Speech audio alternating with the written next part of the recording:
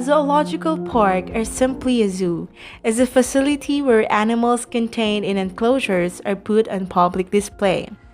Visiting zoos has been one of the most popular outdoor activities for families and groups of friends for decades.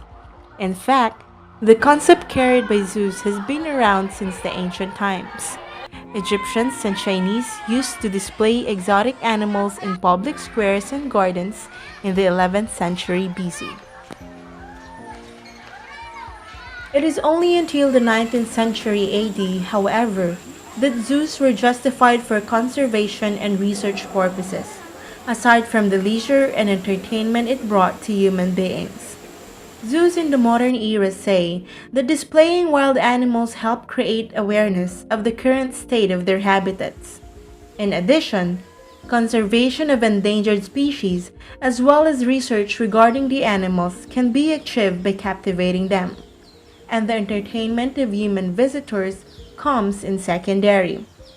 Breeding programs are also hosted by modern zoos to help the various species proliferate even when in captive. We will examine how zoos in Metro Manila are being kept and how the animals in these zoos are being treated. Three zoos will be visited by the team: the renowned Manila Zoo, Malabon Zoo, and Avalon Zoo. These are the top zoos being visited by tourists and families not only in Metro Manila but in the entire Luzon. All zoos must comply with the Republic Act 8485, otherwise known as the Animal Welfare Act of 1998. The purpose of the act is to ensure that all terrestrial, aquatic, and marine animals in the Philippines have their physical and psychological needs met in ways that promote well-being. We first went to Manila Zoo and this is what we saw.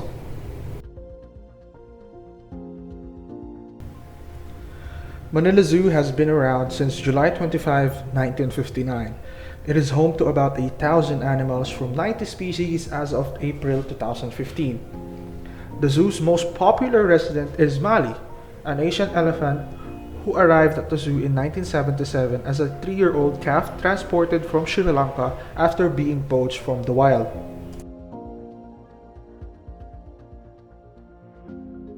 The zoo has been criticized due to its inadequate animal care and dirty surroundings. In fact, inquiries have been made into the compliance of the Manila Zoo with Republic Act 8485.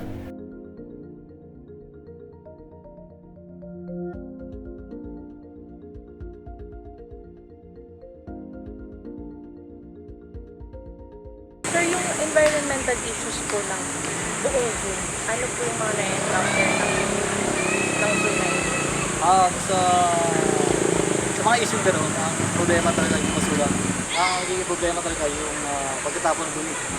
So, maski nung panahon ni Marcos, ang maganda lang yung collection. So, maaari yung dump site pa nung araw siguro, hindi pa ganun kalala, padami. Tapos yung mga ginagawa na siguro ng treatment nung panahon na yun, na hindi ko rin alam. Hindi ganun kagrabe, no? Hindi katulad ngayon. Ano pong ginagawa ng Manila Zoo for maintenance? Ginagawa na lang, ngayon, ginagawa namin yung, kasi nagkaroon ng seminar, segregation, tapos kailangan naka-black bag na, tapos problema yung delay ng pag-collect ngayon ng basura. So natigil yata itong private collector namin, ang pag-collect, galing natin sa issue sa dump site. So nangyayari, ang kumukolekta, yung City of Manila na. Meron silang agency, department doon, may kapasidad na umakot. So sila na gumagawa araw-araw. Hindi namin alam saan nila dinadala. Yung mga enclosures po ng mga animals, ano pong mga maintenance na ginagawa? Meron kaming maintenance division. Sila yung mga minor repairs lang. Sila yung gumagawa na. The painting, konting welding, repair ng mga kulungan. Pero yung major ay wala pa. Yung mga major plans para sa renovation ng ibang cages wala pa. I'm Dr. Hendrik Patrick P. Domingo. I'm the OIC of the Zoological Division, Manila Zoo. So, ano po yung current state ng health po?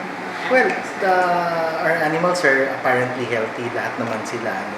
So far, wala naman kaming mortality, and if ever mortality namin siguro nasa 1%, ganun lang. Hindi naman ganun laki. Pero ano, kasi yun nga, maganda pa nilang kinakain.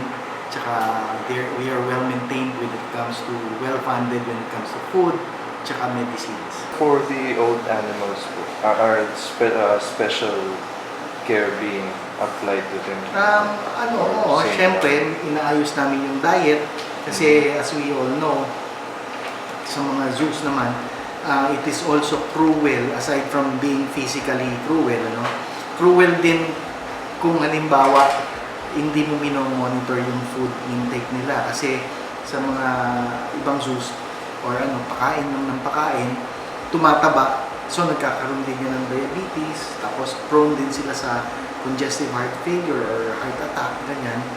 So ayun, so makikita niyo naman, so far ngayon wala naman kaming cases of heat stroke kahit na mainit, pero sa ibang locations, sa ibang zoos, makikita nyo marami talagang cases ng heat stroke. So it depends on the kulungan, di ba? Dapat hindi draft, hindi yung environment, yung enough ventilation, may mga fan din dapat sila para gusto nilang maligo, nakakaligo sila.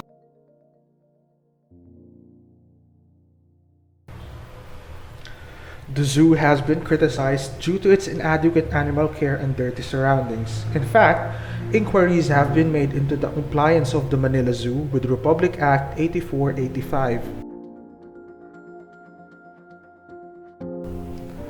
While the surroundings are in fact dirty, we saw that the zoo is responding with efforts to make the animal habitats as comfortable and natural as possible, such as by adding trees and vegetation, as well as expanding the enclosures. However, this does not justify the current state of the zoo, and rehabilitation efforts must be done immediately for the welfare of the animals being housed in that zoo.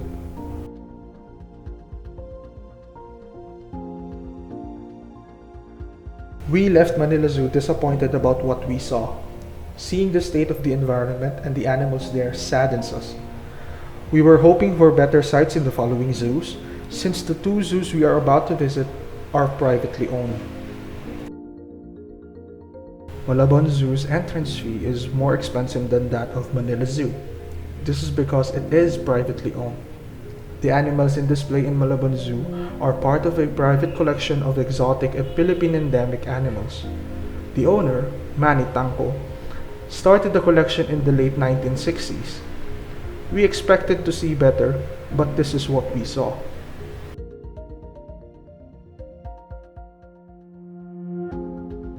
Malabon Zoo is a sad little place with insufficient space for the majority of the animals it keeps. Though deliberate cruelty may not be the issue here, maybe it is simply because they do not and cannot do any better.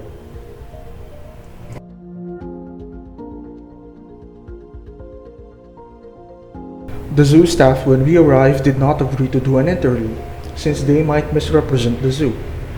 However, one alarming thing that they told us is that they do not have an in-house veterinarian.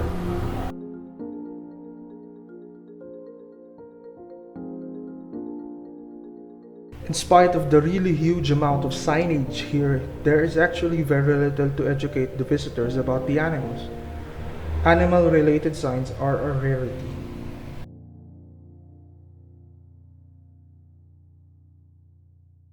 We were saddened that this zoo is, from our point of view, worse than that of Manila Zoo. The animals are not well kept and maintained, and there is no vet regularly checking them up. Malabon, we feel, means well to save and house such animals, but somehow misses the point by allowing these things to happen to the zoo.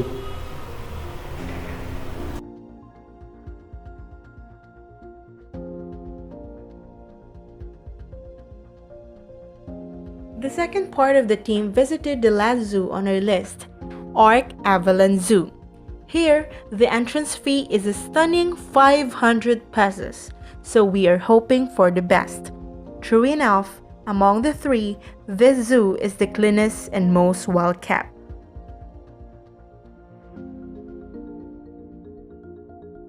Arc Avalon Zoo is the only interactive indoor zoo in the Philippines.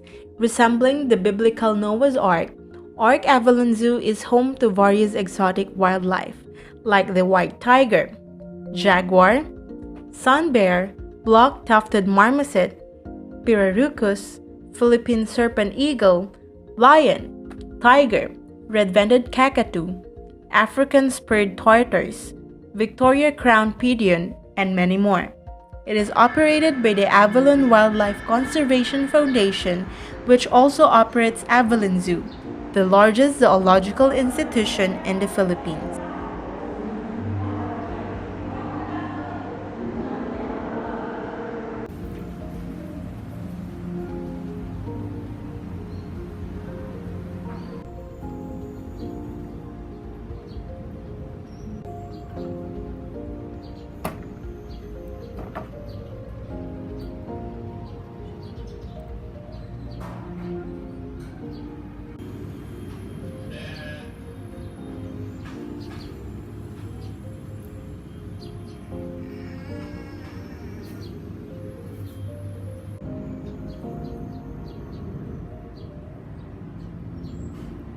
In all three zoos, the administrations are very much aware of the real purpose of placing animals in zoos. Conservation of species comes first, while the entertainment of tourists and visitors is the last of the concerns. However, majority of the zoo operators in Manila, although they mean well, cannot do any better due to certain reasons, such as lack of budget for Manila Zoo and lack of space in Malabon Zoo. Among the zoos, only Arc Avalon was able to commence a successful breeding program, which is indicative of good zoo management. Manila Zoo has still plans to continue their breeding programs. Breeding program, meron naman kaming ganon. Halimbawa, may excess kami lion, the tigers. Actually, yung lion namin is a product of breeding program. So, ongoing naman. Preservation, proliferation, and research. This consists the justifiability of zoos. From what we have seen, is it all worth it?